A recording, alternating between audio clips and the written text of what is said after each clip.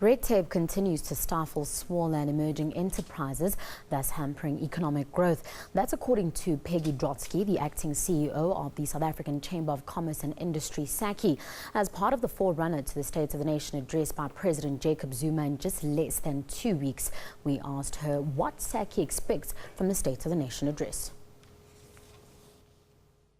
The first thing relates to small businesses.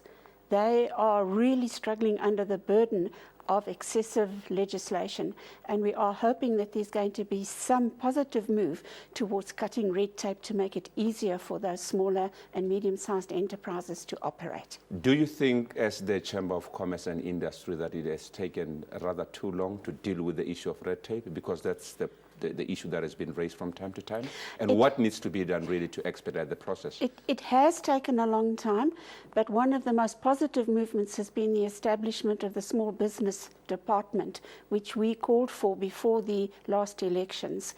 But being a new department, we have to recognize that it takes a long time to get the infrastructure up and running, to get a department running properly. We have had discussions with the Minister, and the Minister is aware that there is a lot that needs to be done. The whole issue of licensing is a very, very strong objection and complaint from our members. It takes too long to get a license. It takes too long to get registered as a business. The difficulty relating to the payment of VAT and the returns and the payback from SARS for VAT is also taking a long time for them. It impacts on their cash flow. The other area where there is grave concern is the business licensing bill, which has been put on the table. And there is very grave concern that that bill is going to make it even more burdensome on business. 2014, the Chamber of Commerce and Industry voiced their concern, saying government should do more to convince the investors from outside to come here. Do you think the government has made necessary strides in pursuing that? Well, if we have a look at what the statement that was made by our state president at Davos this week, he certainly has said that South Africa is open for business. But the problem is that what the international investors require is certainty in the legislation. We've been told by many of them that although we have criticized what is on the legislation, and as far as the labour legislation is concerned, the uncertainties relating to licensing, which you've mentioned before, are serious concerns. As long as they have got certainty and they know that the legislation is not going to change over the next 2 years, 3 years, or even 10 years, that is the main thing that we need to put right, is to give them that certainty. Talking about legislation, what is your view as business? Needs to be changed, needs to be done in as far as labour legislation is concerned? Is there any area that needs to be touched on? We are concerned about certain aspects of labour legislation. One of the things that we really felt very unhappy about was the move towards the banning of the labour brokers. Now, although they haven't been banned, the parameters in which labour brokers can be used are still very stringent. It makes it difficult for business to operate. If we have a look at the time frames after which somebody who is taken in as a temporary service worker has to be taken on as a permanent worker, are sometimes unrealistic. If we have a look at the construction industry, it can take up to 2 years for a project, and after that project is completed, those workers may have to move on to another project with another company, but they would have to be put onto the books of that company with that project as permanent employees. And that would mean a process of retrenchment with very valid reasons as to why they should be retrenched. And it's not only the workers that would be in the construction area that use brokers. Very often professional people use brokers as well. We find accountants and engineers use it because you can't go knocking on doors all the time to find a new job once one project has been completed. So even the professional people use labour brokers. Yes. The issue of the national minimum wage has been in the air for quite some time. Yes. Against all criticisms, it has appeared it's just been water off the duck's back. The government is continuing. What is your view of as business over this issue? We are concerned that the figures that are being mentioned, such as a minimum of 4,000 Rand a month, is actually going to lead to job losses. We believe that there are certain parameters according to which we should be operating, and although it sounds very contrite to say that some jobs need to be done, but for the employer to pay 4,000 Rand for a small job is actually something which is going to be burdensome to business. And how do you respond to issues like the national minimum wage has been a success story in other parts of the world? We have done some research, and we have found that in fact it has been a success in some parts of the world, but not in all parts of the world.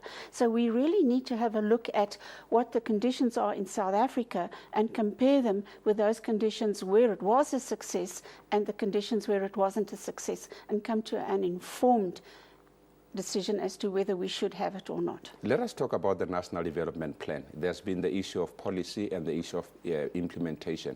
The two just go chicken jowl, stay chicken jowl. What is your view as business in this regard? Can the two be separated? We believe that South Africa, and it's been shown, is very good in developing policy. We're very good in putting in place plans. We're very good at talking, but we fall short very seriously on implementation. And we believe that what we need to look at in a number of areas is to implement the policies and the plans that we've got in place. One of them, for instance, is the Integrated Resource Plan that has been renewed and revised, and yet we're still working with the old resource plan instead of looking at the new one. Eskom has affected, the energy provider Eskom has had a lot of problems this previous year. There are efforts by government and the utility itself to get themselves out of that situation. How has business been affected, and how do you think they should solve this problem going forward? Business, particularly the small and medium-sized enterprises, have been those organizations that have been most badly affected. Not all of them, though, because where the small businesses are located in a shopping mall where there has been a generator, they haven't been as badly affected. However, if they are on the strip and they don't have their own generators, then as soon as that electricity goes out, they close their doors because of a fear of shoplifting. And while that electricity is off, they keep their doors shut. And you can't recoup a lost sale. If a customer doesn't come into your shop, is not likely to come back unless it's one of the essential goods that they need. The problem with energy supply is not only the government's problem. I think consumers as well can play a role. We've seen in other parts of the world where consumers have stood up to produce electricity to feed into the national grid. Yes. Why is this not taking place in the South African context? It is taking place to a limited extent in South Africa, and we have been told by Eskom, and in fact Andrew Etzinger has indicated publicly that they are now in negotiation with those companies that can produce that electricity to bring that into the grid. Another issue has been job creation that you have spoken about as the Chamber of Commerce and Industry. What strategies do you think the government should embark on in ensuring that jobs are created at the necessary rate to enhance our economy? This is a problem which is going to take a long time to resolve, and we need to start off with our education system. We need to make sure that the subjects which are offered in the schools are subjects which would prepare people who leave school at least to go into employment and be able to be trained, because that is the important thing. We can't expect the schools to provide school leavers with the skills which means that they can immediately walk into a job and be fully productive. But they need the basic knowledge and background which would make it possible for them to learn on the job and to have that sort of background. And then conduciveness, is the situation where it is conducive for people on the ground to create their own enterprises. One would say government has made some strides in that regard. Are people responding positively to these opportunities that we have in the country to lift themselves out of the debt of poverty? We have found a large number of entrepreneurs emerging. The real concern that we have is that they don't have a support system. And by support system, we have identified that one person finds it extremely difficult to be the producer, the marketer, the accountant, the HR person.